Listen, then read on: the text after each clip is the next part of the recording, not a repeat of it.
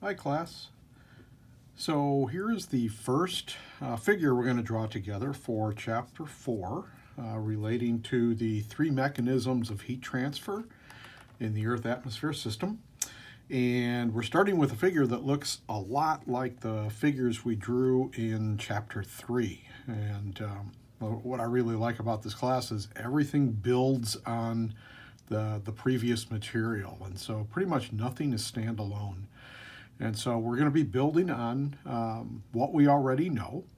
So we have solar radiation coming in, and I'm not going to draw in everything, but keep in mind that 7% is ultraviolet, 43% is visible, 49% is infrared radiation. That's the type of solar radiation that reaches the top of the Earth's atmosphere. As that solar radiation passes through our atmosphere, it could be reflected, or it could be scattered, or it could be absorbed. But we're going to start all the way down at the bottom. So that 49% of incoming solar radiation that reaches the top of the Earth's atmosphere makes it all the way down to the surface. Okay, and so here we have at the surface absorption of incoming solar radiation.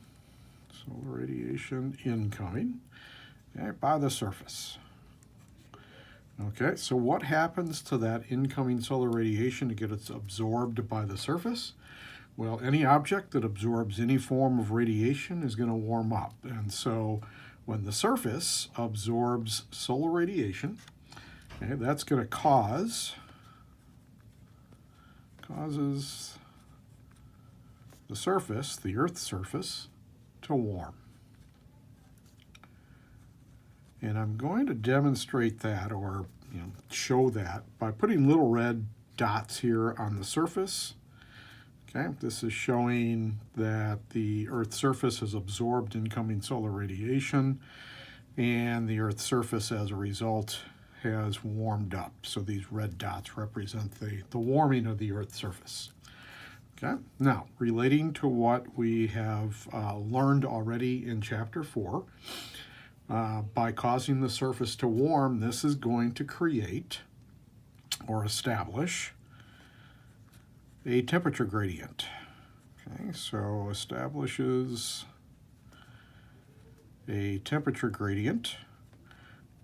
So again, a temperature gradient. A gradient is a change in some property over a distance. And so a temperature gradient is a change in temperature over a distance. And in this particular case, we're looking, the distance is going to be in the vertical. Okay? And so there is going to be, it's going to be warm at the surface, but below the surface, the Earth is going to be cooler, and the air that's immediately in contact with the surface is going to be cooler. And so there is going to be a transfer of heat energy. So because we've established a temperature gradient, there will be a transfer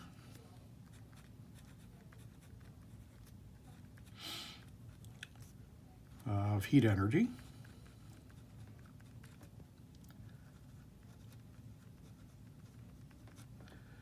Right. And the first way we're talking about here is through conduction. So conduction is the transfer of heat energy. It's a very slow, inefficient process, but it's going to transfer heat energy from the surface, both down into the ground and into the air above. Okay, down into the ground, into the air above, down into the ground. And so this is representing conduction. Okay. All right. And this heat energy that's being conducted is being conducted into a thin layer of air.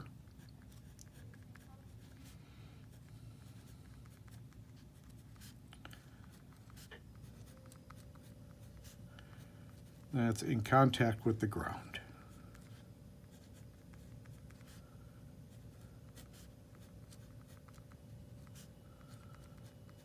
Alrighty. Okay?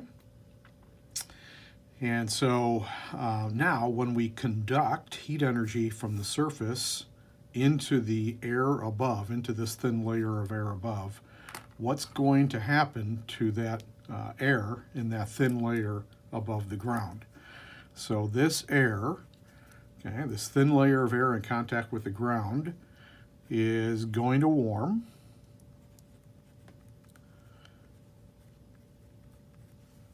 Okay, it's going to be warmed via the conduction.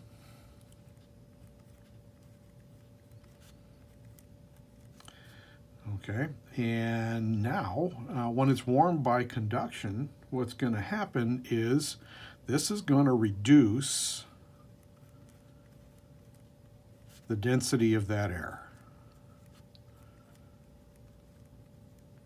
Okay, you probably have heard the phrase warm air rises. Well, warm air rises because warm air is less dense than cooler air. And so you're going to reduce the density of the air.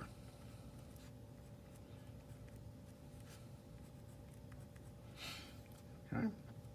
And as a result, this air will rise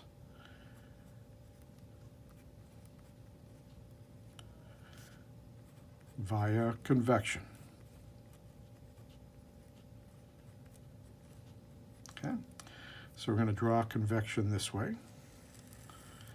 Okay, we'll draw it as a kind of a stream of air going up into the atmosphere, and this is convection.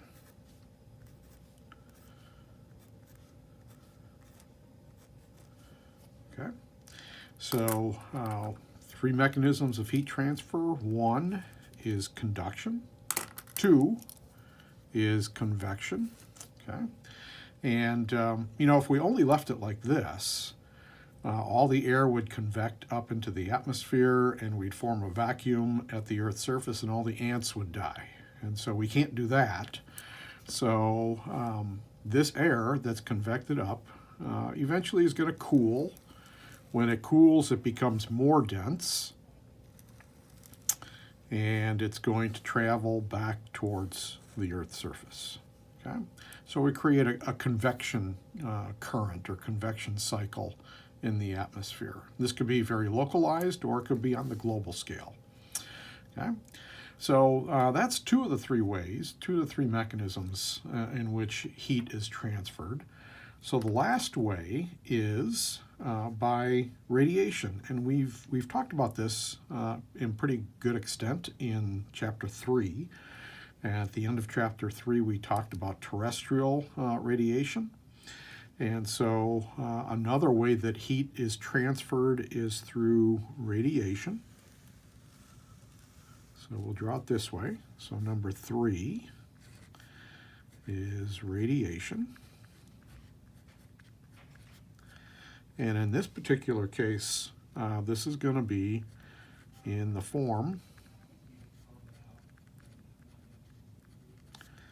of infrared radiation.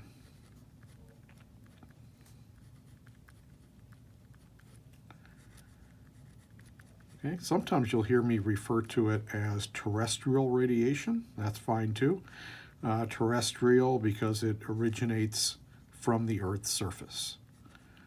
So terrestrial radiation. Okay. So these are the three mechanisms of heat transfer in the Earth atmosphere system. We've got conduction, we've got convection, and we've got radiation. Okay. So we're going to build on this figure as we continue through Chapter 4. And so get used to it. We're going to be drawing this figure a lot and adding things to it. All right. Okay, so if you have any questions about the three mechanisms of heat transfer, make sure you let me know.